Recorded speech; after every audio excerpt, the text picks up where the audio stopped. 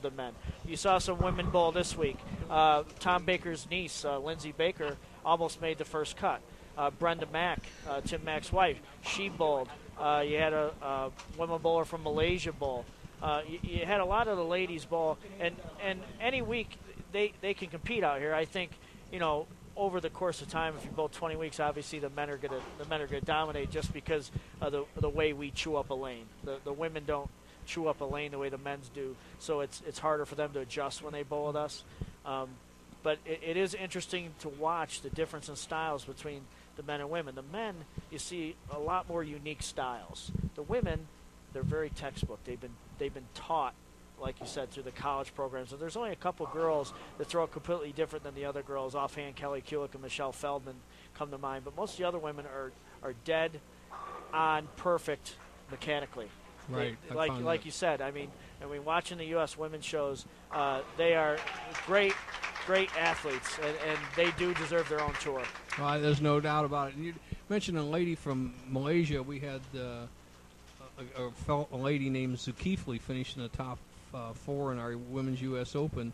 Her name's Shalin Zulkifli, and she was telling me the Malaysian program allocated for their amateur bowlers and their international bowling program is $4 million a year. Wow. The United States only has $800,000 for all our players. So, and she throws it tremendously good. She will be in the women's series. Zulkifli? Yes. Yeah, she's a young power player.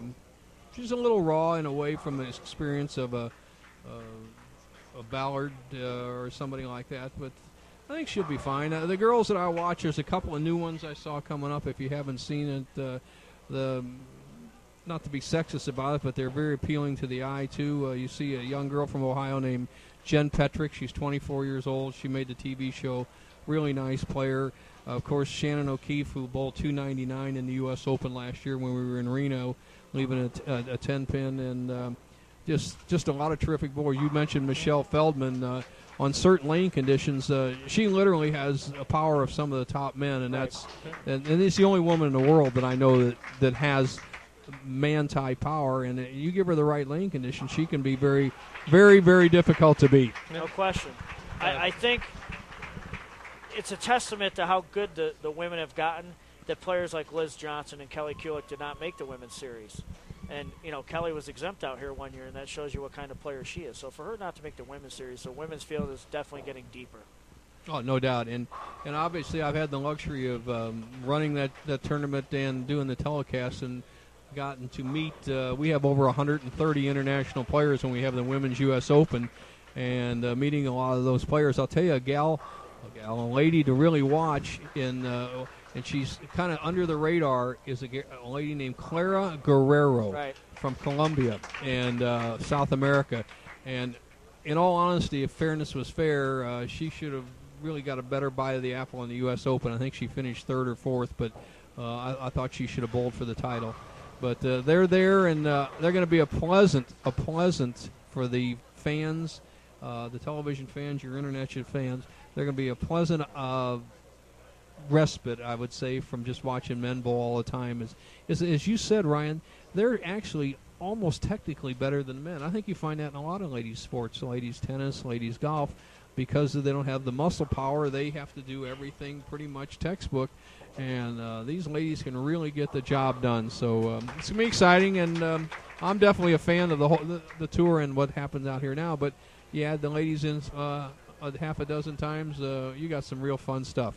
I just hope that last year when I watched the telecast and they had the women on, and I don't mean to be disparaging, but it seemed like they almost put them on just to give them their time, and then they got them off. They didn't really give them enough airtime. I think if they're going to have them on, show them the respect they deserve. Make it worth their while. I don't know how else to say it. I just think that they there's only a limited amount of time that we have for the show. Right. And I just hope that this year they get a little better piece of the action. Well, they're going to have more ladies, and I think they will justify that, because I think it caught, whether it's ESPN or the powers to be, by surprise that the ladies elevated the ratings. You have the combination, and the Pro Bowlers Tour gets very nice ratings for its time slot on Sunday, for their 20-week series. However, by and large, it was elevated slightly more, whether it was just the curiosity or whatnot. But when you see these ladies bowl and they're bowling on the exact same lanes, you get a real good comparison of how much talent's out there. And to me, it's real nice because actually you're having two title matches. You're going to have the men bowl for a title and the women are bowling for a title. So it's two tournaments within one on a telecast. Real good stuff. As Fred Schreier likes to say, it's added value. And you don't get much of that in sports anymore. Yep. Well, back to the action here.